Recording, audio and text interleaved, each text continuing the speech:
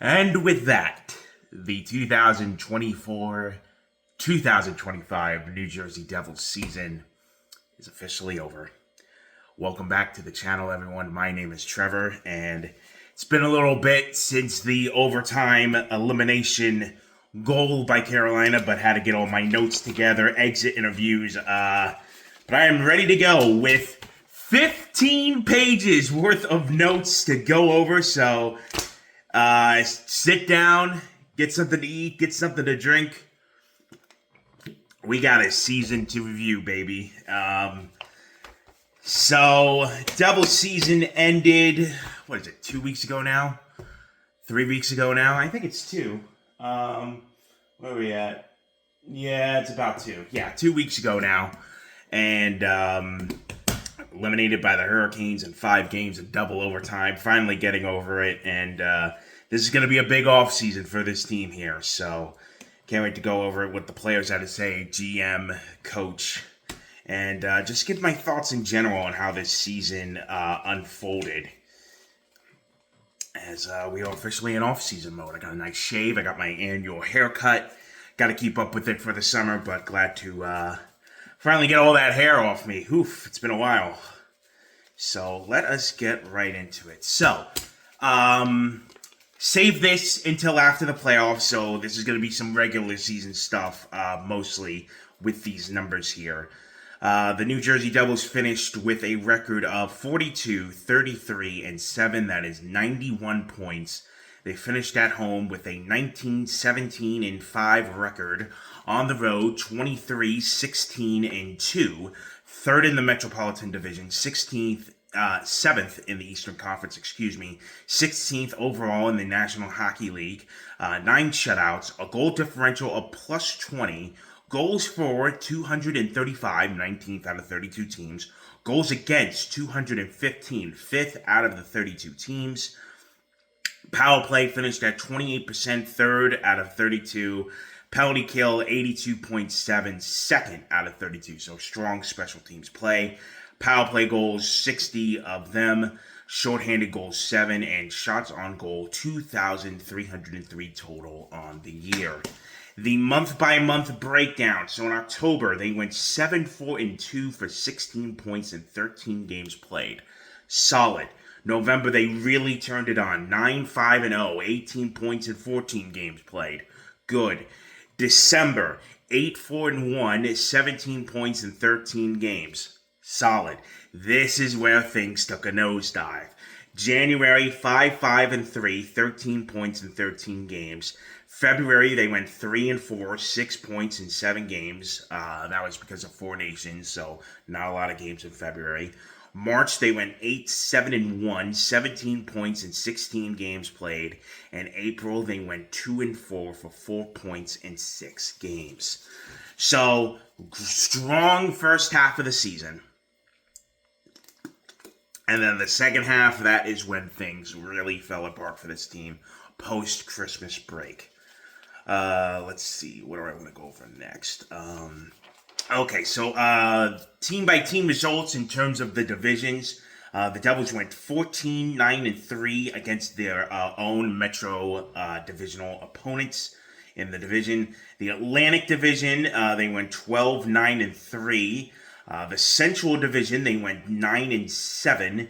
And the Pacific Division, 7-8-1. So that's where the Devils struggled the most this year, was with those Pacific divisional teams.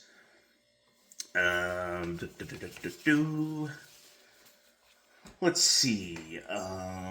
Just trying to get organized here. I apologize. So let's talk about the pending UFAs and RFAs the Devils will have this summer that need contracts. First, the RFAs. These are the restricted free agents. So the Devils will have all this summer to negotiate new contracts if they so please. Cody Glass, Nolan Foote, and Luke Hughes. I assume all 3 of them will be signed. For the UFAs, these are the unrestricted free agents. Devils will have up until July 1st to determine if they want to bring these players back or not, or else they will hit free agency. Those players are Tomas Tatar, Nathan Bastian, Curtis Lazar, Daniel Sprong, Justin Dowling, Brian Dumoulin, Dennis Cholorisky, and goaltender Jake Allen. The Devils will have $12,044, 4,400,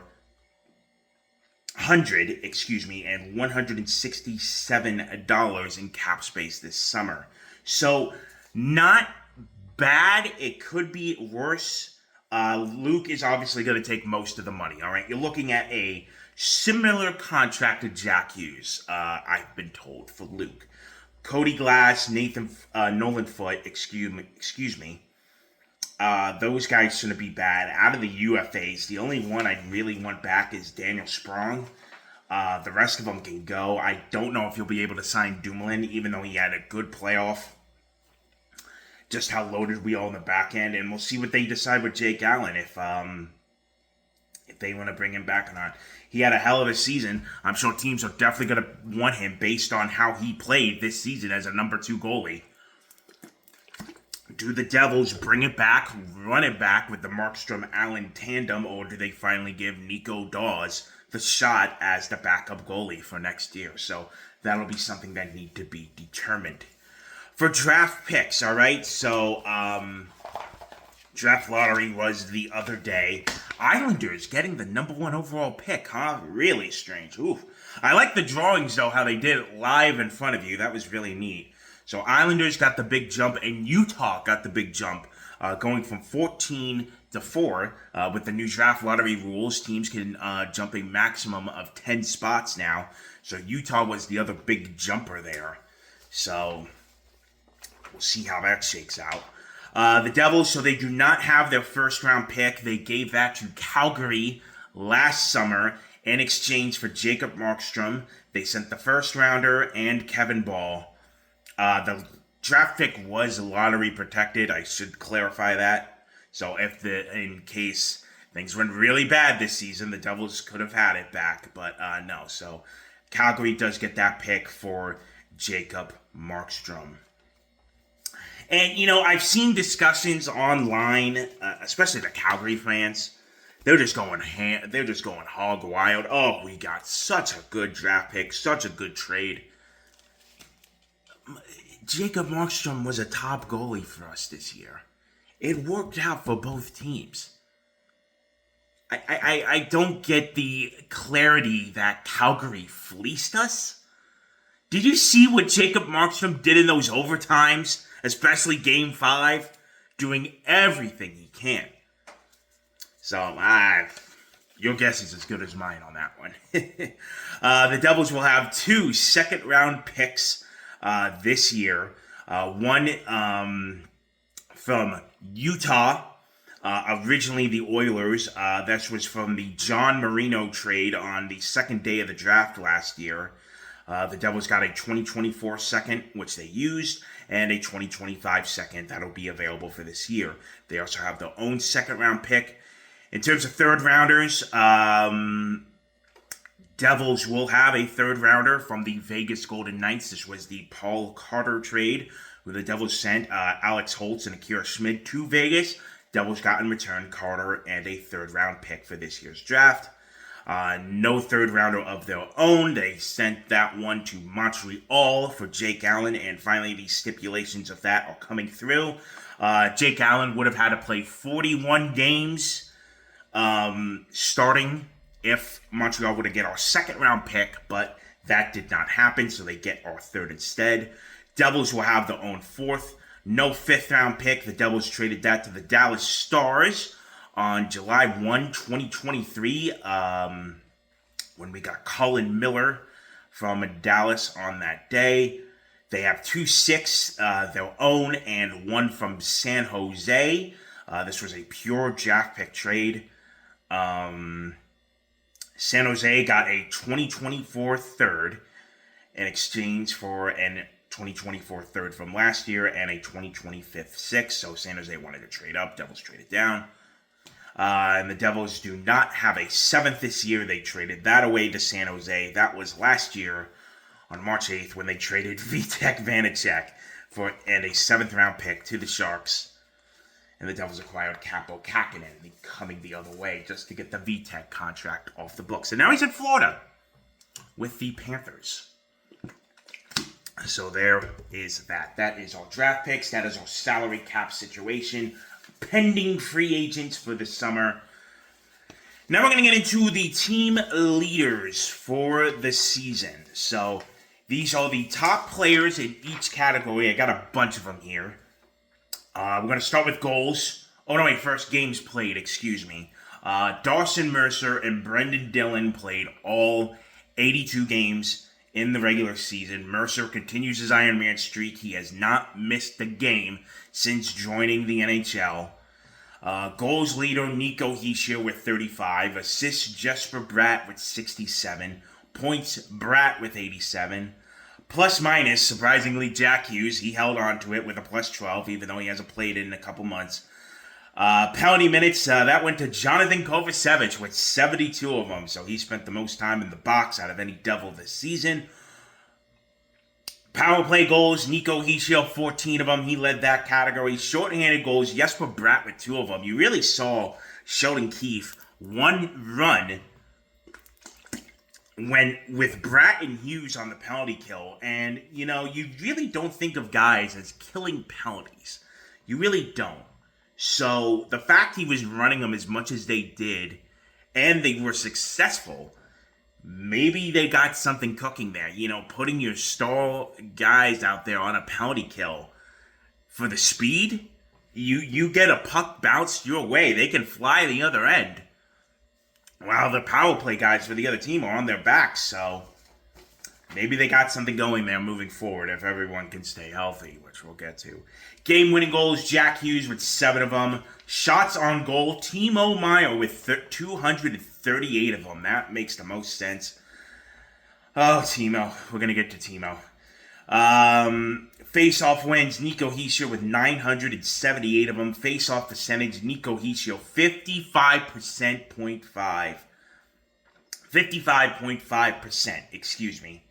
Over 50%, and yet this guy wasn't up for the Selke. Blocks, Brett Pesci with 138 hits. Paul Carter setting a new franchise record in his season with 245 hits. Time on ice, Jonathan Kovacevic with the big one. 604 minutes, and 56 seconds. That is your time on ice leader for the season. Goalie wins, Jacob Markstrom with 26 shutouts. Markstrom and Allen both had 4 of them. Save percentage, Jake Allen with a .908 and a goals against average. Jacob Markstrom in that category with a 2.50%. Here's how every Devil performed this year. So we're leading this off in, it looks like points is the way they did this. So here we go. Jesper Bratt, he played 81 games, 21 goals, 67 assists for 88 points. Really good year for Bratt. He stepped up a lot this year, man. And I'll get to the news when we found out during exit interviews about Bratt. But Bratt really showed that he was worth what he got paid. I had some doubts, man. I really did have some doubts when he got signed. But he has really stepped into that pure top 6 role that a lot of people expected from him. The money he got paid. And again, a 6th round draft pick, folks. Really that's a success story right there. So congrats to Bratt. Jack Hughes, 62 games played. So again, a year so far in his career, he could not play all 82 games so far. 27 goals, 43 assists for 70 points. It's all about Hughes. It's all about health with Jack Hughes at this point. Nico Hischier, our captain. Oh, captain, my captain. 75 games played, 35 goals, 34 assists, 69 points. If we knew about Nico's defense and what he could do there, but if he could start doing this, producing 30-plus goal seasons and playing consistently the way he's been doing, they can't stop keeping him off the finalists for the Selke. I'm sorry. Put him in there. You had 2 Panthers on that list. 2. Come on, man. Really? Just a disgrace. Unbelievable. Ugh, that really pissed me off. Timo Meyer, next up on the list. 80 games played, 26 goals, 27 assists, 53 points. So Timo. Look, I'm going to defend Timo till the end of time. I am sorry. He's my boy. Love Timo. But I will agree with a couple things. No, the trade was not a fleece for San Jose. No. Both teams got what they wanted. I will stick with that. Is San Jose's future looking very good? Absolutely. For the Devils, it can be good if everyone can stay healthy on this team. But here's the problem with Timo. When he got paid, and he got paid, there's a level of standard you gotta live up to. 26 goals ain't gonna cut it. And he misses way too many chances. That is the one thing Timo has a problem with, is he gets those chances. He gets those grade A quality chances, but he just has trouble finishing. That's his problem. That's you can't be missing those up close personal chances, and when you're getting paid what he does, less than 30 goals ain't gonna cut it. So hopefully, I don't know how you fix that, but we'll see what happens. So hopefully Timo can have a more consistent year, because in the month of March, oh, he's bread and butter in March. Are you kidding me? Timo Meyer madness in March, forget about it. Hopefully, we can expand that now into a full season there for our Timo, okay? Luke Hughes, second year, 71 games, 7 goals, 37 assists, 44 points. How about Luke Hughes, folks? Oh, man, Luke Hughes, the kid has stepped up. Man, I remember around this time last year, everyone was about done with Luke. Oh, Luke was just drafted because of his brother. Oh, he's this, he's that. Really? Really? Look at how he improved dramatically on defense this year. Watch his highlights, folks. He stepped up so much defensively this year. He wasn't getting beaten like he was the year prior. I think having a legit defensive pairing helped. But also, again, maturity is another thing. Learning. The kid is less than 23 years old. I don't get wanting to just give up on something like that, especially the way he was drafted. And he's going to get paid this summer. And it's going to be like Jack. Remember when Jack Hughes got his contract, the 8x8? Remember how the hockey world reacted to that one? Oh, what are they doing? Oh, he doesn't deserve this money yet. He hasn't done anything. It's gonna be similar when Luke officially puts pen to paper. I'm letting you know that right now. I'm not saying he has the chance to turn into what Jack is, if we could stay healthy. But I think it's there.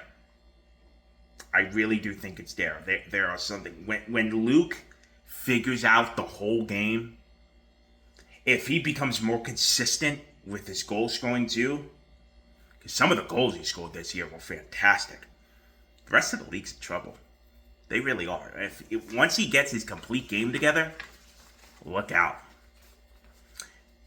And they'll be doing the same paddling back like they were with Jack Hughes. So just keep yourself prepared. Stefan Noesen up next. 78 games played, 22 goals, 19 assists, 41 points. That is a career high for Noesen. So first half of the year, Stefan Noesen was on a mission. And good for him coming back to Jersey, kicking ass. He beat his already career high before the new year in terms of goals. He was killing it. And then he slowed down. Not really much in the second half of the year. And unfortunately for Nason, I don't see where he puts up this again. I don't see him reaching 20 goals again. Even though I like him, I like what he brings. It's just it's tough to repeat what you do when you put up career numbers from one year to the next. So I'm gonna expect a drop off from Nason. Hopefully it's not too bad, but I am expecting a drop off. Oh boy, here's another. Oh boy, Dougie Hamilton. All right. Dougie. 64 games played, 9 goals, 31 assists, 40 points. Missed some time. Ooh, have we seen? Have we bleh, words? Have we seen the end of Dougie in a Devils uniform? The buyout would be rough. I don't think it's this summer. Maybe next summer you buy him out, but I think it might be over for Dougie, which sucks because I love the guy.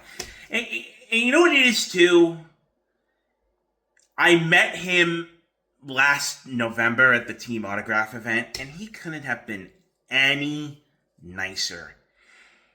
He asked me what my name was, how my day was going, had a nice little 10-second convo.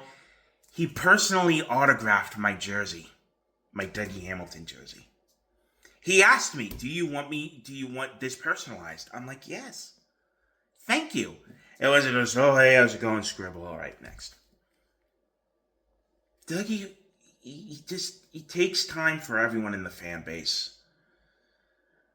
And when you had the personal connection with a player, you appreciate that as a fan. You really do. So it's gonna suck when it happens because it's time. It sucks because 2 years ago he was so freaking good, and then the torn pec the torn pec he suffered really messed him up more than I expected. Because when you think of a guy getting surgery and come back, he's like, all right, it's going to be back to normal. He'll be back to what he was doing.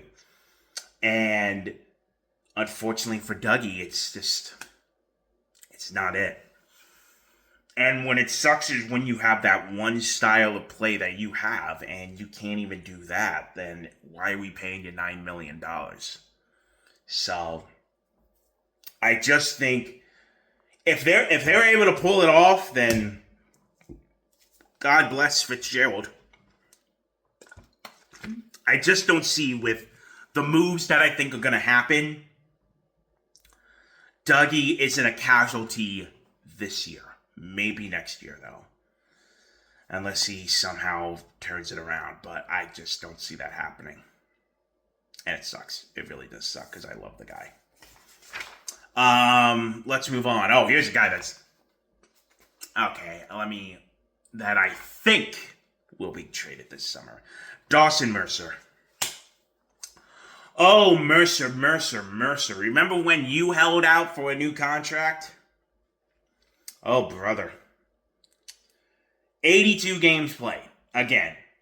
Iron Man streak going. Hasn't missed a lick since he's joined the NHL. 19 goals, 17 assists, 36 points.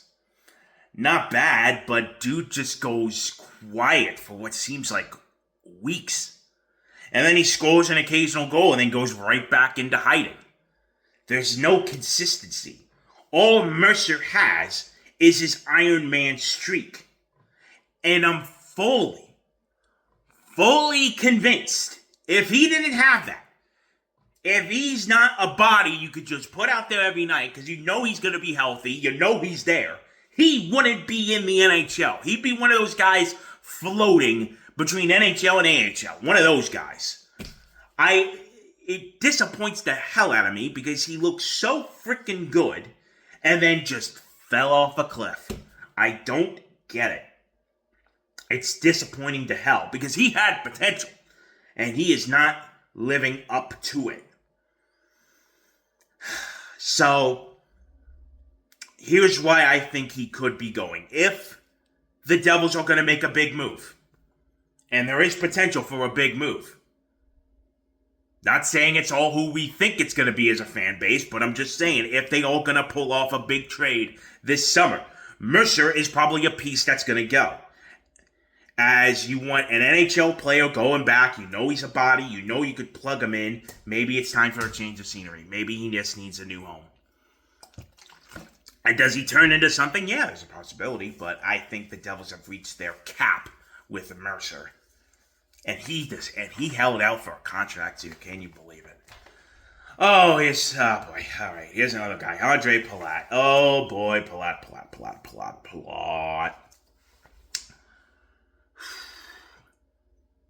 So Palat and Timo have something completely in common. Both are, I'll admit, way overpaid. I'll admit that. If they had half of the contract values they would be receiving right now, there'd be no problems with them. Unfortunately, it's time for Palat to move on. Do they convince him to... Now, Palat's no movement clause is up this summer on July 1, and he has to submit a no-team trade list. So, do you just ship him off for a seventh or future considerations just to get the contract off the books? Or do you buy him out? That is going to be very interesting this summer. And so does Dougie, too, by the way. I think his no-movement clause comes off the book as well. So I don't know what you do, but yeah, it's 15 goals, 13 assists, 28 points for $6 million. Oh, yeah. No bueno with Palat. So I think we saw the end of Palat in the Devils uniform, me personally. Paul Carter. All right, so the big acquisition from Vegas started the season off hot. Like, you want to talk about hot? That was Carter at the start of the year, man. He really showed he could have been a gamer. Definitely slowed down, as we all thought. I think Carter can succeed in this lineup, but again, with the health of the team, they had to elevate him in an upper role. I think if you plug him down a bit, playing with guys more on his skill in the lineup, I think there's something there. 79 games played, 16 goals, 6 assists, 22 points. Not bad for a guy we traded and got a third for back. Trading away Holtz, who hasn't really done much for Vegas, and Akira Schmid as well. Not bad, but again, if you just stick him in the lineup where he works, I think he'll be successful. Let's start moving through these quickly here. Erik Haula, I think he'll be gone. 69 games, 11 goals, 10 assists, 21 points. I think they got to find a way to get rid of Haula. It's similar with, middle six guy, but yeah, I think it's just when guys have had their stay and you don't see improvement, I think it's time to move on. So we'll see what they do with Haula. Tatar's gone, 1 year deal. Brett Pesce, first year of his contract. Man, did he play good that Carolina series. He played fantastic. He did everything he fucking could, man. So proud of him. Maybe there's something there. Maybe there is. I liked him defensively throughout the whole year. Again, not getting much offensively, which is expected. But yeah, I think maybe you can work out, because I think 6 years was a little too long of a contract. Got to be completely honest when we signed him. But maybe you can get good use out of him for 3-4 years, and then we'll see what happens. Kovacevic, oh boy, Kovacevic. Kovacevic. Boy, man got paid and said, all right, I'm good. I did my job.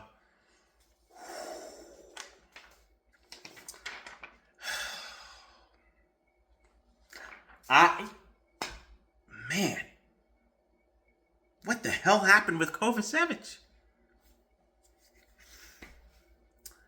I swore I didn't want him signed. Good fit, good plug for the year. But you already got so many guys coming up behind him. There was no reason to sign him. For 5 years and a no trade clause? Ugh, disgusting. Ugh, I don't get that move at all, and that's gonna bite us in the fucking ass, man. Ugh, terrible extension. Let the guy walk. There was no need to sign him. Brendan Dillon's already a fucking disaster, man. I feel bad for Dillon, though. I will get to what he had to say in his exit interview, but that contract's aging like milk, too, so maybe they can find a way to get out of it. Nathan Bastian, hopefully I never have to see Bastian again. He's gone. Jonas Siegenthaler, I feel bad for Jonas. He's a guy that works with this team. You could see when he's gone, some of the guys on the defensive end struggle. So Jonas is a contributor for this team. He needs to, hopefully he can come back healthy. Seamus Casey, I love the kid. Where is he going to fit? Where are you going to plug Casey? Unless the big moves happen and you're able to dump off the Hamilton contract, I don't see a place where Casey could fit as a defenseman. Move him to forward. Move him to become a winger. I'm all in with moving Seamus Casey up to the forward spot. It's going to be a challenge for him? Absolutely. But I think with his skill, and it helps our depth on the wings, which we've been needing for years now, it's right there for him. Cody Glass, boy, did he have a hot start when Cody Glass came in. When Glass came in, boy, he showed like, hey, I'm here. I'm ready to contribute. Definitely slowed down since coming in and scoring a couple goals in a couple games. He will be back. He's an RFA. Dowling gone. Dumoulin played well in the playoffs, I'll admit. Was it still an overpay sending a second rounder to Anaheim for him? Absolutely. But it was a seller's market this year. Oh my God. Some of the prices these teams paid for guys. Ugh. I don't see where Dumoulin fits. I really don't. If they find a way to bring him back, God bless. But how are they going to fit him in the lineup? I do not know. Curtis Lazar, I'm going to get to Curtis in his exit interviews. Again, one of these guys I feel bad for what he was going through this season. Do they bring him back? I'm not sure, to be completely honest with you. Nemec. Boy, did Nemec save his spot. Saved his job here in Jersey, I should say. And I'm going to get to what he said in exit interviews. That's going to be the next portion of this. I'm almost done here going over the guys because we're really starting to get to guys that are bleh, or really have nothing to contribute here. But Nemec stepped up, man. I'm proud of the kid, and hopefully this is what can really get his career going. Because I've been on the fence of getting rid of him. Just because, again, it's a second overall draft pick. You know, do you really want to dump a guy that young in his career? Yeah, the value's there. You trade him, that's grade A trade value for a GM because he could put his balls on the line and say, you know what? I bet I can revitalize this guy's career. I'm going to turn it around from him. He will be a stud for me, and I look like a genius. So I could see why teams would be all over that. But I think he saved his job with how he performed in these playoffs, really. And not just with the overtime goal either. But how he stepped up defensively, too, was great. Sprong, another one. I think they bring him back, and the rest is just minor league guys, mostly. And then goalies, Jake Allen, 13, 16, and 1. Markstrom, 26, 16, and 6. We're going to see about Markstrom next year. I mean, it's going to be interesting. Does he... I don't know, man. I'm worried it's going to be a fallback. I really am. Hopefully he can... I don't know if he can do what he did again 2 years in a row, but it's going to be an interesting year for Markstrom. Does he keep up the pace or does he turn it down a bit? You know, again, another year older for the guy. And who do they put in as the backup? That will remain to be seen. So that was the team overall for this year. and we move on to the exit interviews. So these were conducted a couple days after the Carolina series. So let me just get my notes in check. Just want to make sure. Okay, cool. Awesome. All right, so let us start with Jacob Markstrom. I did these in no particular order. I just tried to match up what the guy said. Markstrom was asked entering the final year of his contract, and he was giving any thought to signing an early extension. He said, if Fitzy is calling, I'm answering. So Markstrom Khalil wants to be here. He's having another kid. Congrats to the Markstrom family on that one. I mean, we'll see. I don't know, though. I don't know if it'll be... I don't think you sign him this early. You see how this year goes. If next season, if he's putting up the numbers, again, top goalie in the league this year in terms of the stats he was doing. If he puts up what he did this season and next season, then yeah, you give him one more year after that. But we'll see. Markstrom said when he was traded to Jersey, he believed this team had what it took to compete for a cup. After 1 year, even so, it's not far off. We just have to do things a little bit different and the goalie play a little bit better. That's an easy fix. I agree with him there. Simo Nemec said he's mentally stronger now than he was at the start of the year. Awesome. Good for Nemo. Said he's learned what he needs to do to show up ready for every game and every practice. God bless Nemo, really. It really got interesting there for a little bit for Nemo, but glad he's doing better now. And again, he saved his job here in Jersey, plain and simple. Timo Meier, we know we can be better. For us, the standard going into next year is going to be higher, generic, but we all understand that as a fan base. Paul Carter, speaking about personal improvement next year, focusing on mental games, said he needs to be more consistent and says sometimes you get so worried about making a mistake you forget how to play hockey. Wants to make sure he's consistently playing his game next year. Fine with that. Carter said he thought there was a lot of good in his game this year and really enjoyed the locker room chemistry here in his first year in Jersey. He said the thing he likes about Sheldon Keefe is that he pushes you to make plays and that he feels that Sheldon believes in his ability, is really trying to push him to the best. Spot on. Jesper Bratt on the year. It was very average. There were parts of the season that were really good. We were lacking the consistency. On his continued growth, I wake up every day to be better and I expect more in myself next year. He is spot on with that. No problem with these quotes so far. Eric Hall, if we're being honest, we just had an average year. This is one that got a little talk on the internet, and I agree. Playoffs should be an expectation here. Excuse me. We need to get better individually and as a group. That's kind of the bottom line. The goal is winning the Stanley Cup, and we're falling short. I agree. I don't know if Hall is going to be here for that, though. Dougie Hamilton and how he's changed on his time here in Jersey. We have the foundation now to build on this season. It's up to us to work harder and get better for next season. Fine. Daniel Sprong says he wants to come back next year and believes his numbers from past seasons show he can produce at a bottom six role. Sprong thinks the Devils' system fits him well and how he showed up playing on the defensive end.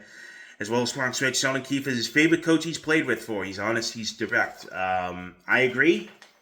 See what Fitzgerald does. Brett Pesce said he was dealing with a banged-up shoulder during the playoffs, so the fact he was doing what he did with a banged-up shoulder, God bless. Proud to be a Devil. I think we're building something special here, and everyone bought in. Brendan Dillon on his injury. I've never suffered anything like that bad in my career. He had a neck injury on why he got out of the game in Game 1 and didn't play again. Short-term within round 1, I wasn't going to be able to come back, but long-term, it seems optimistic that I'll have a normal summer and be ready for training camp. That's devastating. That sucks. That really sucks. I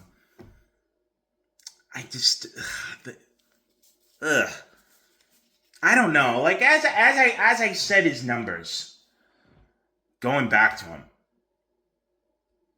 all 82 games, 2 goals, 14 assists, 16 points. I mean, he's not a goal scorer. Clearly, he's not. He's a defensive guy. But I mean, that type of play, I mean, there's only so much you can do with it, and I expected a little more, to be honest with you, but clearly that lacked, and there's 2 more years of that contract, so we'll see. This is the most devastating one. Curtis Lazar really struggled this season with staying healthy after his knee injury. Said he had trouble getting out of bed and getting down the stairs. Was popping pills for months just to get by. Have to feel for him. I hope he gets 100% for next season. So that's a heartbreaker. That's just... I hate seeing stuff like that for any player. Just popping pills for months just to get by. That's like, whoa. That's the off-ice stuff I really try not to think about. I try to keep this hockey on ice hockey for most of it. And again, Lazar is a UFA, so we'll see what they decide. But, man, I feel that's just, Jonathan Kovacevic on his injury went into a hit in the first period, and my knee felt funny. Looks like I'm going to have to be able to get surgery, and I don't anticipate I'll be ready for the start of next season. I want to stay focused on the positives. I will be back next year, and I will come back stronger. He was asked about the differences between December and the post-holiday break, and he said that it was puzzling. He said the guys met about it, and they kept thinking they'd get back to that game. He said maybe the lesson for next year is that if a slump starts, you have to realize quicker that your game is not just going to come back on its own, and you're going to have to work your way through it quicker.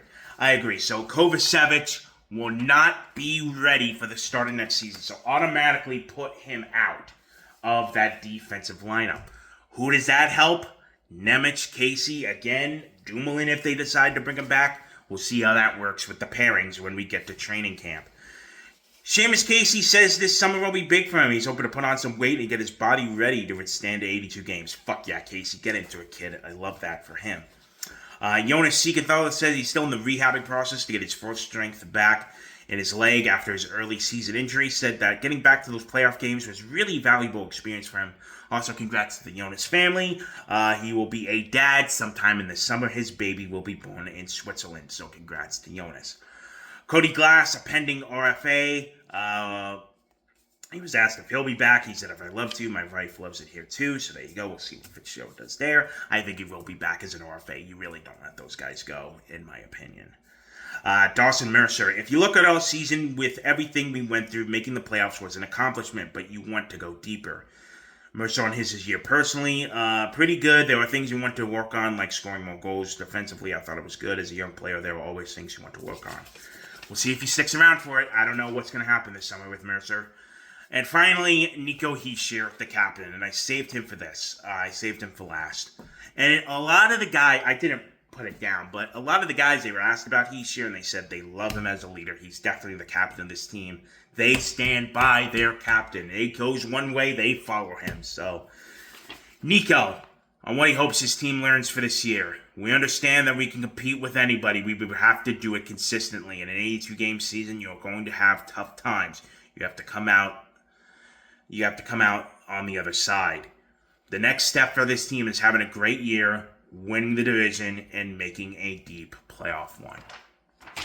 Simple, simple, simple. Some miscellaneous information before I get into Tom Fitzgerald and Sheldon Keefe's comments. The Devils surrendered 220 goals this season. That was their lowest total since 2015-2016 when they gave up 202. So the goaltending clearly worked out. Do they run it back? Do they move on? I'm really curious how that'll happen. Nico Hischier, Jonas Siegenthaler, Timo Meier, and Jacob Markstrom will be participating in the IIHF World Championships. Good luck to them representing their countries. I'm a little speculative about this stuff. I got to be honest with you. I get country pride, but, you hurt yourself during one of these, then there goes the devil season, So I just hope they remain healthy. That's all I hope for. And to play well, too, obviously. So I hate seeing when star players do it, because I'm like, I get scared, because, again, if one of them gets hurt, what happens to our season? So we'll see what happens. 4 Devils players have/had surgery so far. Jack Hughes' his shoulder, Kovacevic his shoulder, Luke and Bratt have as well. And, hang on a minute. Thank you. My producer here is handing me a note. Some late breaking news here. Breaking. Another surgery to announce. To repair a broken heart for me?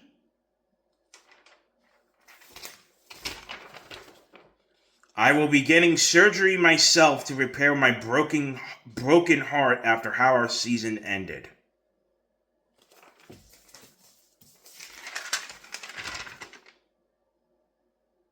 Huh.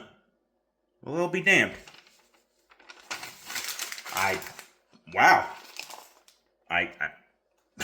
Okay, then. I guess I'm going on the surgery. So, all right, Devils, you know what? Since you caused my broken heart, you're going to be in charge of my medical bills. How about that? So there you go. There's that.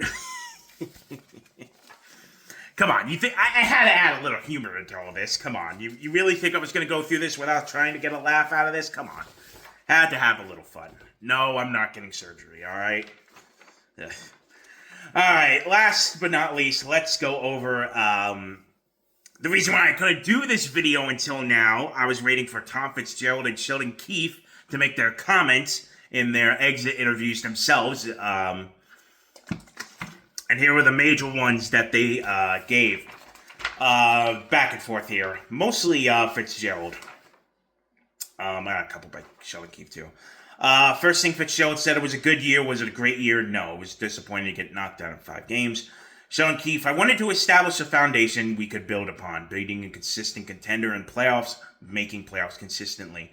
There is a foundation now, and there's an expectation. We showed an inability to sustain our game. That's the hardest thing to do in this league. We finished 16th out of 32 teams. That's average. We're not here to be average. We're here to be better.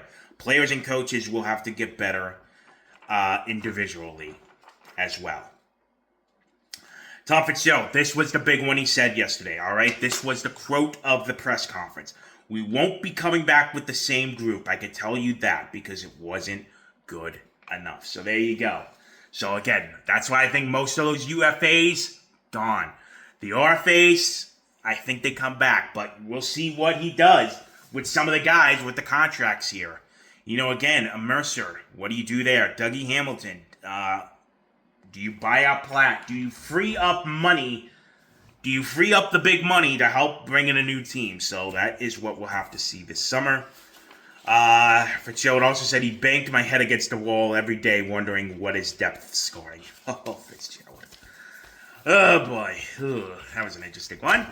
What else did he have to say? We wanted to create an environment where the standard of play is sustainable no matter the lineup. I'm excited about the expectations and the standards Sheldon set. He says there may have been some sticker shock for players early with Sheldon Keefe's expectations. I like our group. My job is to continue to better the group. We have lost the decisions on certain players. We won't come back with the same group because it wasn't good enough. So there you go. And some quick fires that they said. No comments about Quinn Hughes. That's the Vancouver. We've all have heard, if you've been living under a rock, Quinn Hughes, he hasn't said it publicly. But there is he's ready to play with his brothers sooner than later. Now, Quinn is a unrestricted free agent in 2027. If the Devils, I think, are going to want to get him, you have to get him before he's going to be paid a substantial amount of money. Do you do it now and try to play out the 2 years and really go for it? Again, that's going to be something Fitzgerald is going to have to decide. I think he will play with his brothers at one point. The Devils seem like the spot. Jack's locked up. Luke's about to be locked up. Come on over, Quinn. Quinn has Vancouver. The Devils have all the leverage in this situation. You're not getting Jack and Luke to Vancouver. I'm sorry. And I've seen crazy Canuck fans propose their trades. It's not happening. It can't. The Devils are the ones with the leverage, in my opinion. So if they're going to make a run for it, then we'll see what Fitzgerald decides. But no comment. He can't. First of all, number one, he can't say it because it would be tampering, for one. And again, it's Vancouver's thing. So we'll see what happens with Quinn. I don't know if it happens this summer, but it will happen at some point. I'm going to botch the shit out of this. I am so sorry. Lenny Heminoa will be signing his ELC. That was announced yesterday officially. Bratt and Luke's shoulder surgeries are no concern, and both will be ready by training camp. Those both were successful. And they weren't, what he says by no concern is that it wasn't legitimate injuries. I mean, look what Bratt did with a, quote, shoulder that need to be replaced. Shoulder surgery, not replaced. He didn't get a new shoulder. 21 goals, 67 assists, 88 points. This is just keeping your health good.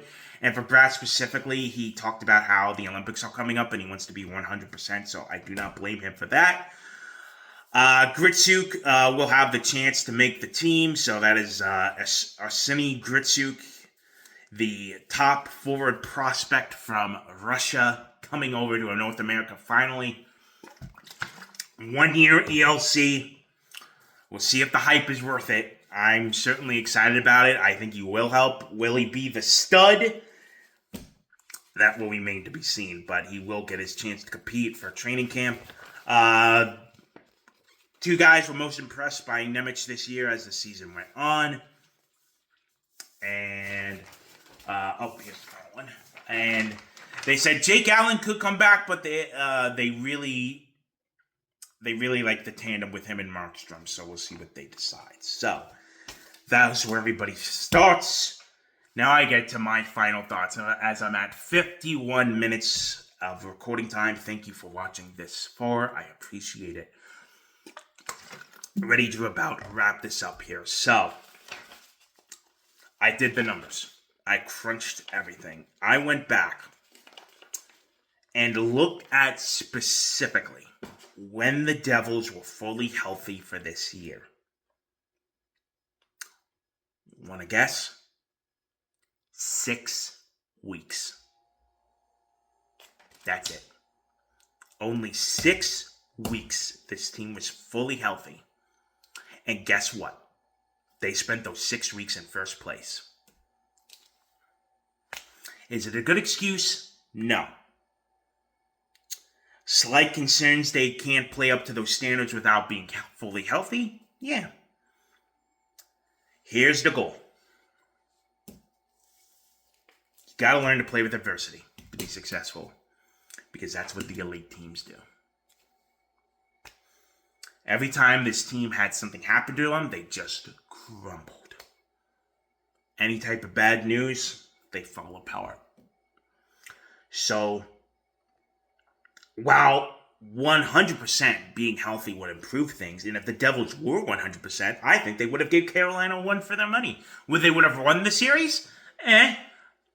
But being healthy, they forced a 7th game easily. Easily. And they gave them everything they had with what they were putting out there. So while, yes, health is important, you gotta learn to stay healthy, number one, which I know is a tough thing to do because you can't control injuries. I understand that, but, guys might have to perform in specific ways to avoid getting injured. And if something does happen, fight that adversity. Gotta learn to play through it. And as I wrap this up, my final numbers as year 2 as a season ticket holder, 17, 4. So every team in the NHL at least once this season except one. That was Buffalo because of the Prague trip. Then at the beginning of the year, and I'll be back for year 3. So there we go. That is it. I have said my piece. I am ready to go into the off season now. We'll see what happens. As Fitzgerald said, we won't be coming back with the same group, I can tell you that, because it wasn't good enough. Alright.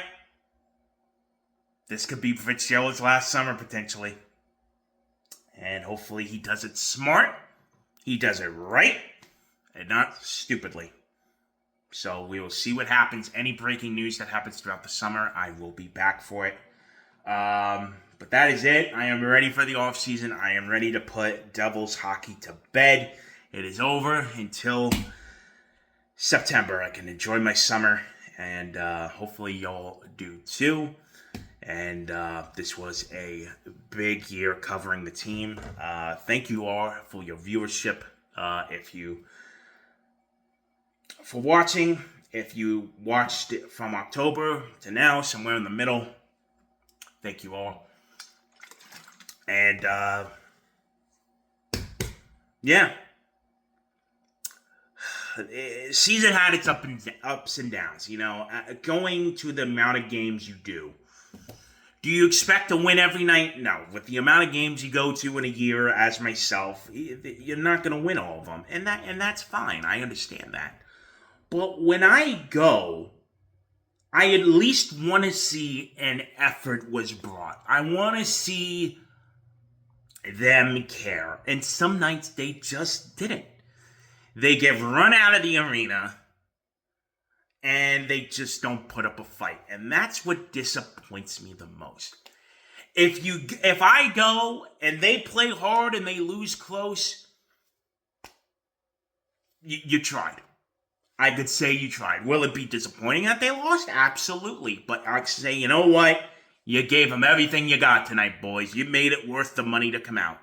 But the nights where they don't, and it's already over by the time the third period starts, I'm like, what am I doing here? Why am I wasting my time here right now? I could have stayed home.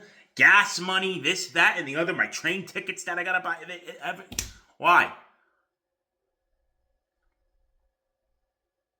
You're going to go through rough stretches in the season. I understand that. But, it's just the way they ended the year. And then, disappointing. Really disappointing way to go out. But, again, say the health thing, the injuries. So, who knows? Who knows? So, all right. That'll wrap it up officially. Thank you all so much for watching. My name is Trevor. And I'll see you back here for Devils content. Again, any breaking news, I'll put out a short little video. But in terms of the long form, I'll see you back in October for my 2025-2026 season preview video. So, till then, have a good summer. Have a good off season. My name is Trevor. And I'll see you for the next one. Have a good summer, everybody.